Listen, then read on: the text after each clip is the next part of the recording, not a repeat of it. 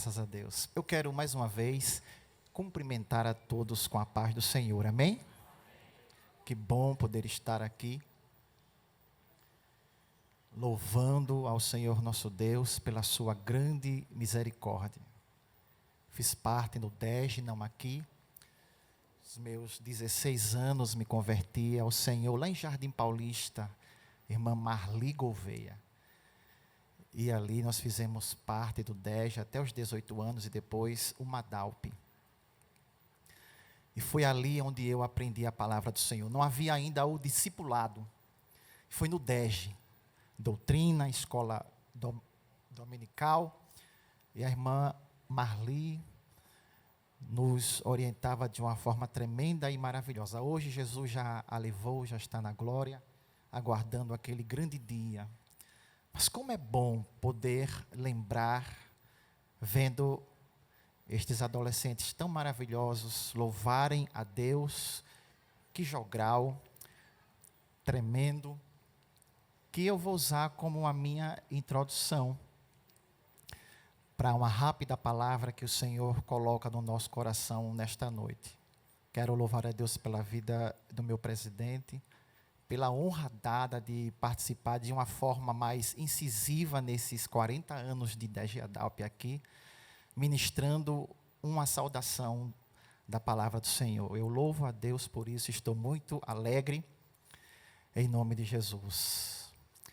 No jogral, os nossos queridos exaltaram a grandeza de Deus. Que Deus poderoso e maravilhoso. Gente, nós paramos e ficamos estatalados com essa grandeza de Deus para a nossa vida.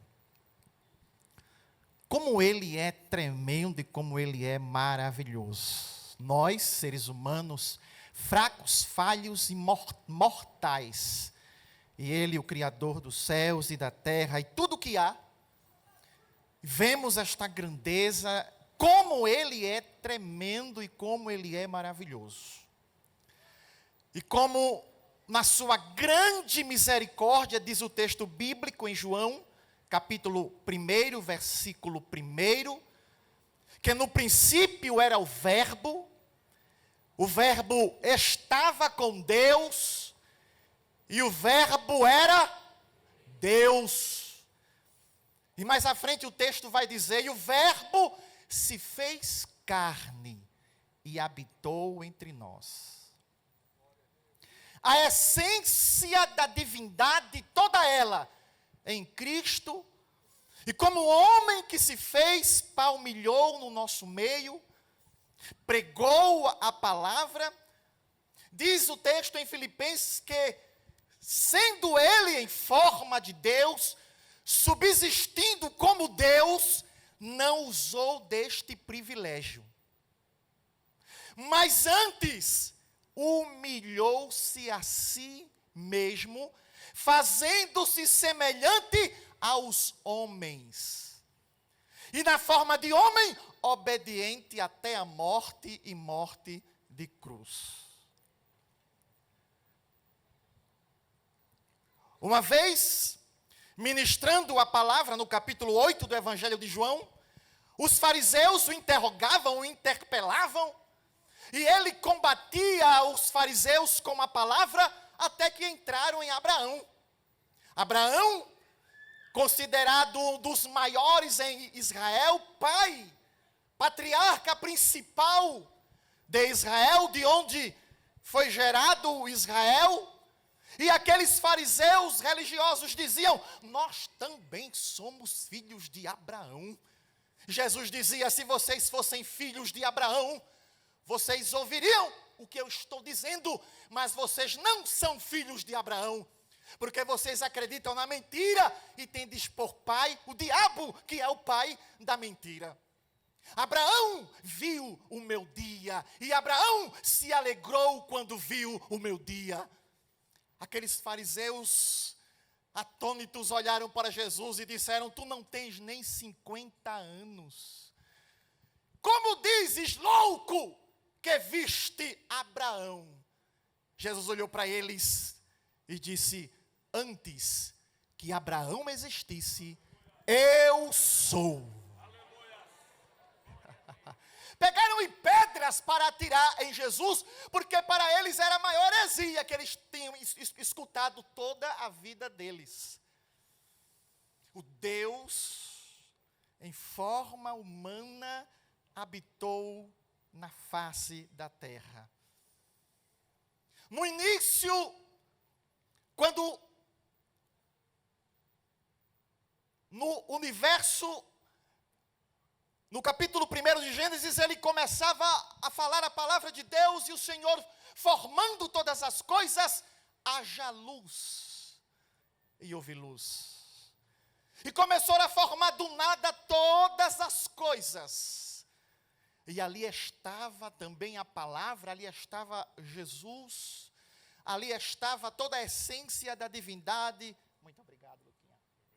Toda a essência da divindade, formando o universo, formando todas as coisas. Jesus chega a dizer: Pai, glorifica-me com a glória que eu tinha contigo antes da fundação do mundo. Nós falamos de Deus sobre a face da terra em forma humana, sofrendo todas as dificuldades que um ser humano sofre, tendo capacidade e condições de fazer uso de suas prerrogativas divinas, mas em todo o tempo humilhou-se, viveu debaixo da humilhação, não nasceu em berços de ouro, nasce na colcheira dos animais comerem. Dizia por vezes que os animais, que os passarinhos, que as plantas tinham o que comer, o que vestir, aonde morar, mas ele não tinha onde reclinar a cabeça. A vida de caminhada, palmilhando, não o permitia parar e habitar em algum lugar. Sua vida aqui na terra, 33 anos e meio, mais ou menos apenas. Jovem, saindo da adolescência, morre. Quando foram prendê-lo no jardim, e falaram: quem é Jesus aqui? Ele disse: eu! E caíram todos por terra. Levantaram-se de novo e perguntaram outra vez, e ele disse: eu! E caíram de novo. Pedro colocou a mão na espada e Jesus disse: para, porque se eu quisesse agora, legiões de anjos viriam me defender, mas eu não quero. João 10:18 diz: Ninguém tira a vida de mim. Eu dou a vida porque eu quero dar e tenho poder para tomá-la de volta. Imagina o Criador do mundo, por que ele fez isso? Por que ele se deixou levar a um momento tão trágico? Porque não trata-se apenas da humilhação de cruz, mas quem era que estava sofrendo a humilhação, fazia com que a humilhação fosse muito mais profunda e inexistente a qualquer ser humano. Não era nenhum homem sobre a face da terra, por mais importante que fosse, que estava sucumbindo à cruz. Era o Deus humanizado, que fez os céus, a terra, o mar e cada um de nós, que poderia estralar o dedo e acontecer, simplesmente ele ficou, como diz o texto bíblico em Isaías no capítulo 53, como ovelha muda foi levada ao matadouro e não abriu a sua boca. Aguentou, suportou por conta dos nossos pecados. Olha quanta gente linda aqui nesta noite ouvindo a palavra.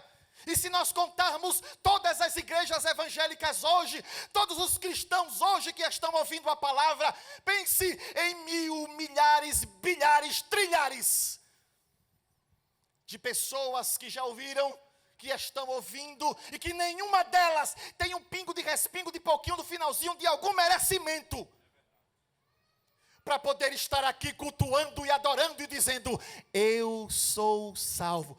Diga comigo, eu sou salvo. Saiba que você não tem, eu não tenho, nós não temos nenhuma meritória para adquirir ou ter esta salvação. Foi a misericórdia grandiosa de Jesus na cruz do Calvário que nos concedeu tudo isto. Por que ele suportou a cruz? E a cruz não foi invenção dos romanos.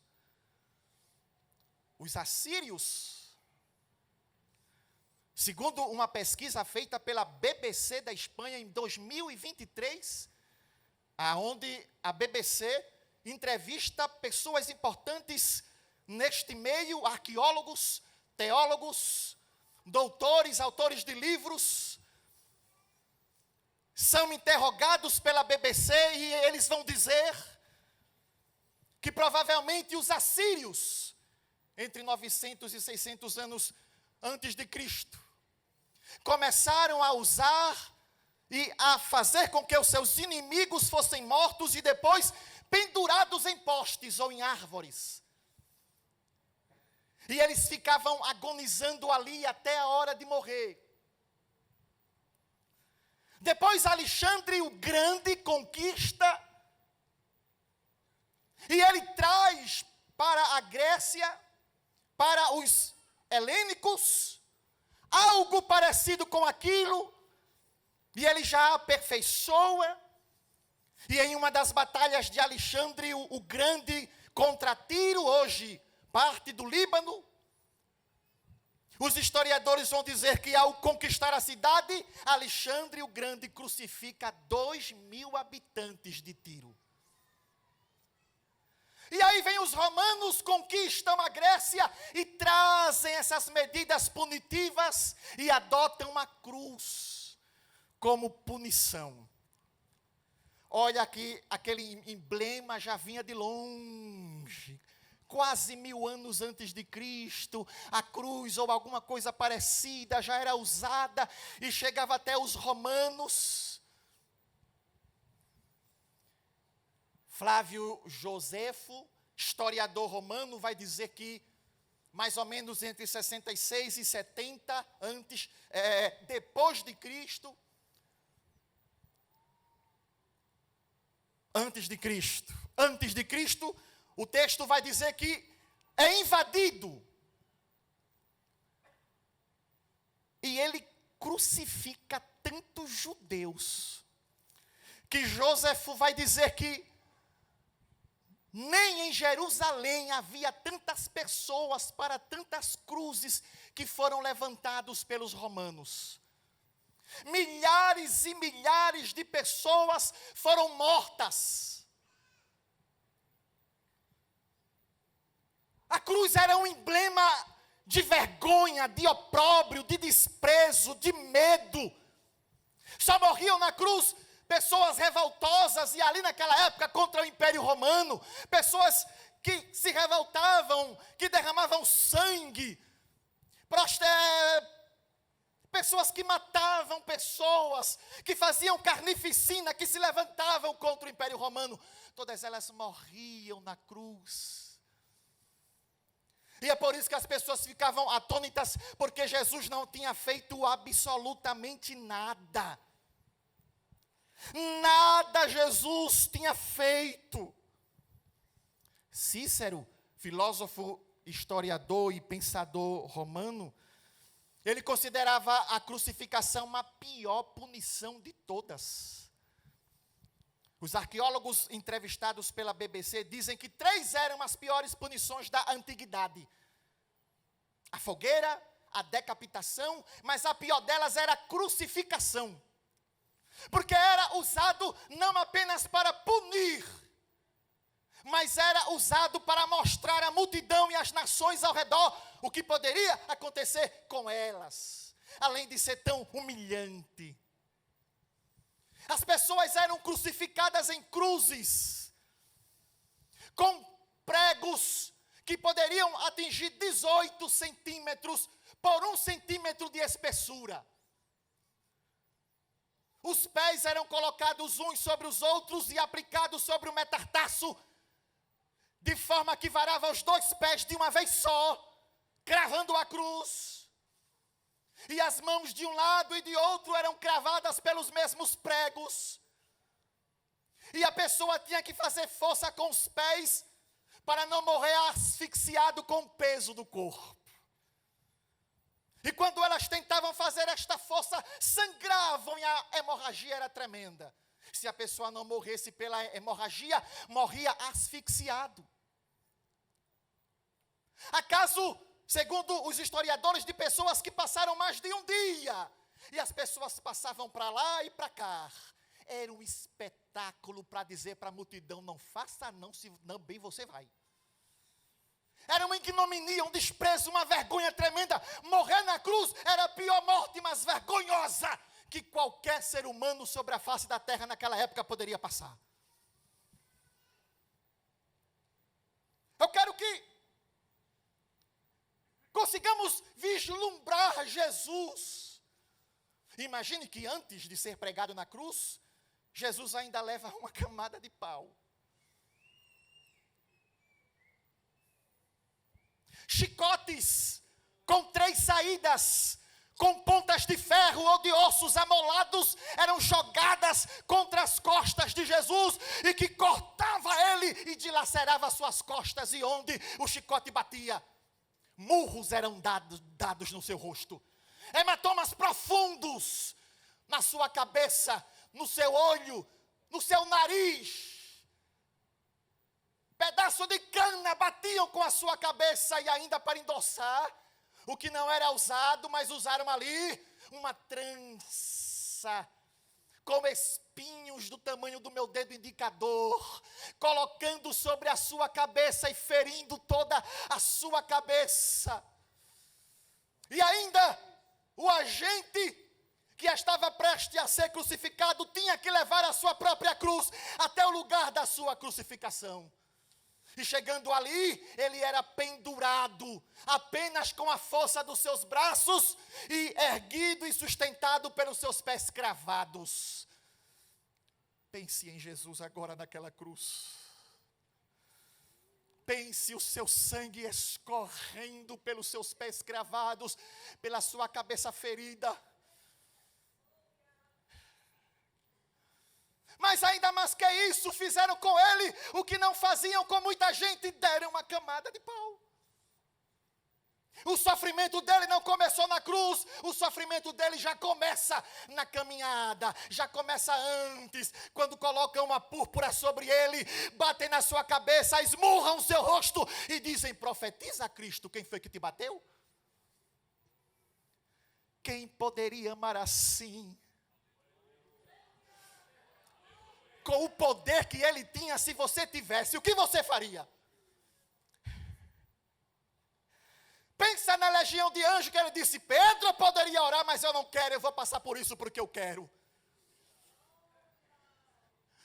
Olha as pessoas passando, e um ladrão que estava na cruz, lançando chacota sobre ele.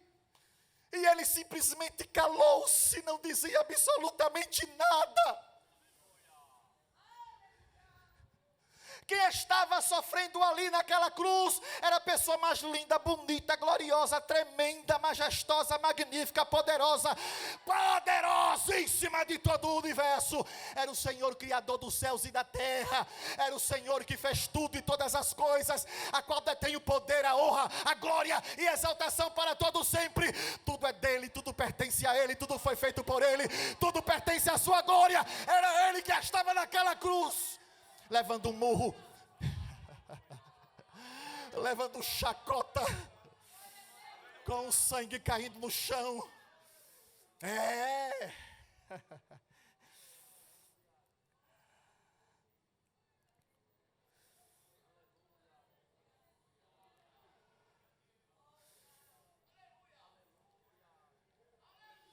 O corpo passava por um misto de sofrimento tremendo. A certas horas, depois da crucificação, o corpo pendia para baixo e a pessoa começava a se asfixiar e se sufocar. E ela tinha que fazer força com os pés que estavam transpassados para fazer força para erguer o corpo, e quando fazia isso, ai, que dor, que dor, que dor.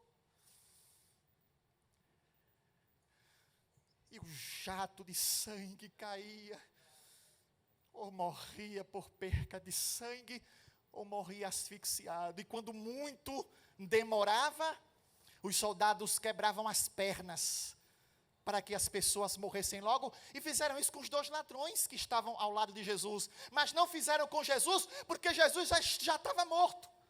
Já estava morto, porque antes mesmo de ser pendurado na cruz, já passou por mais uma punição romana, o flagelo. Pense o quanto ele apanhou. Pense o quanto ele sofreu. O que é que eu quero mais dele? O que é que eu posso exigir dele? O que é que eu posso dizer para Deus? Exigir alguma coisa dele? O que é que eu posso fazer? O que ele fez na cruz foi tudo aquilo que nenhum ser humano, ninguém no universo e no mundo inteiro poderia fazer. E ele fez por mim, e ele fez por você. E você hoje está aqui e pode glorificar o nome do Senhor, porque ele deu a sua vida pela sua vida. O amor de Deus brilha em mim em luz desde o dia que eu olhei para a cruz e vi lá Jesus, e vi lá aquele homem. Quem olhava para ele não reconhecia nem o seu rosto. Às vezes na Páscoa passam aqueles filmes, mas eles não conseguem deduzir a metade do que Jesus passou. Estava irreconhecível, estava inchado, cheio de hematomas, com os olhos roxos, com manchas esverdeadas, com o corpo sujo de sangue, com a cabeça esguichando sangue. E ele suportou tudo, gente. Disseram assim: desce da cruz e nós vamos crer que tu és o Cristo. E ele não desce. Pai, perdoa, porque eles não sabem o que estão falando, foi o que ele diz. E dando a hora, ele olhou para cima, depois de muitas horas crucificado na cruz, ele olha para cima e diz: Elohi, Elohi, lama sabachthani, Deus meu, por que me desamparaste? Imagine que o pecado de todo o universo, desde Adão até aqui e os que virão, o peso de todo o mal e de todas as trevas estavam sobre aquele corpo na cruz. Jesus levou sobre si todas as nossas dores, todas as nossas enfermidades, todas as nossas iniquidades, todos os nossos pecados foram lançados sobre ele, e pelas suas pisaduras nós fomos sarados. Eu posso cantar, porque Ele, o Senhor Todo-Poderoso, me sarou, me curou, me limpou, com o poder do seu sangue poderoso. Eu sou salvo e vou morar no céu. Eu sou salvo e vou morar no céu, porque Ele verteu o seu sangue poderoso por mim. Aleluia, aleluia, aleluia, aleluia. Ele morreu, gente. Colocaram ele naquele sepulcro que nem dele era. Um homem importante, José de Arimateia, empresta o sepulcro para Jesus. Jesus é colocado naquele sepulcro com a pedra que, segundo aqueles, pesavam quase 1 tonelada ou um pouco mais. Ninguém poderia remover aquela pedra. Pessoas fortes fincaram aquela pedra na boca do túmulo, e guardas foram colocados ali para tomar conta. Mas o texto bíblico diz que certa hora o anjo do Senhor se colocou em cima daquela pedra, E quando aqueles soldados olharam para trás e viram aquele anjo, diz o texto bíblico, que ficaram brancos, desmaiaram, perderam as forças, e a pedra do sepulcro foi tirada, e o meu Cristo ressuscitou vitorioso. Aleluias, aleluias. Vá lá, tem um textinho lá. Ele não estará aqui, já ressuscitou.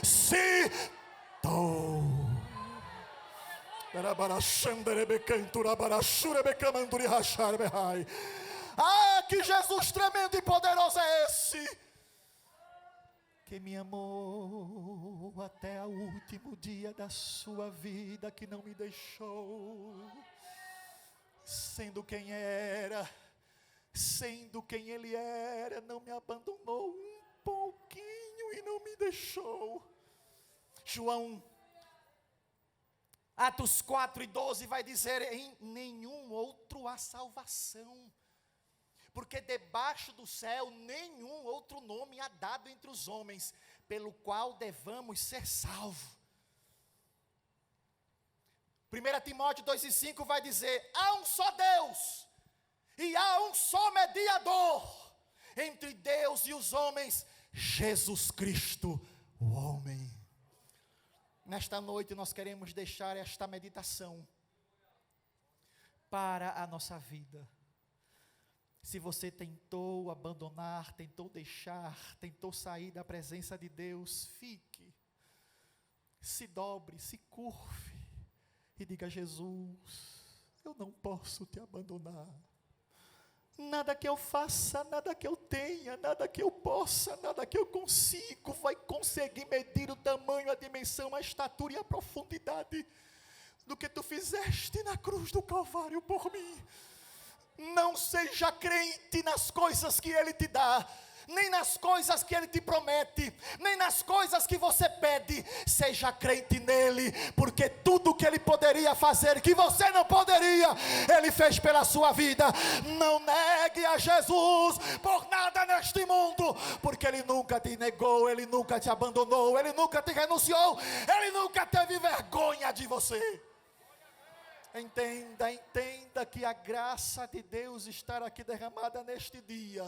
A porta da graça está aberta, dizendo para você que Ele é a única pessoa capaz de fazer na tua vida o que ninguém pode fazer. Hoje é o dia de baixar a cabeça e dizer: sim, Senhor, eu me rendo aos teus pés e faço a tua vontade em nome de Jesus de Nazaré. Deus abençoe a todos em nome de Jesus.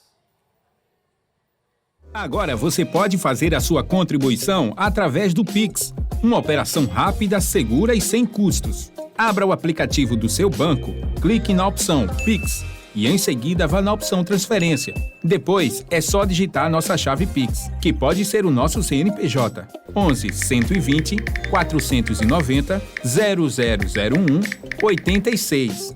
Nosso e-mail, contribua@eadalp.org.br ou nosso celular, 81 98883 2755. Verifique se a contribuição é para a Igreja Evangélica Assembleia de Deus em Abreu Lima, Pernambuco. Confirme a transferência e depois siga o procedimento do seu banco. Anote nossas chaves Pix para não esquecer. CNPJ 11 120 490 0001 86. E-mail contribua@iadalp.org.br. Celular 81 98883 2755. Você está contribuindo para o crescimento da obra de Deus.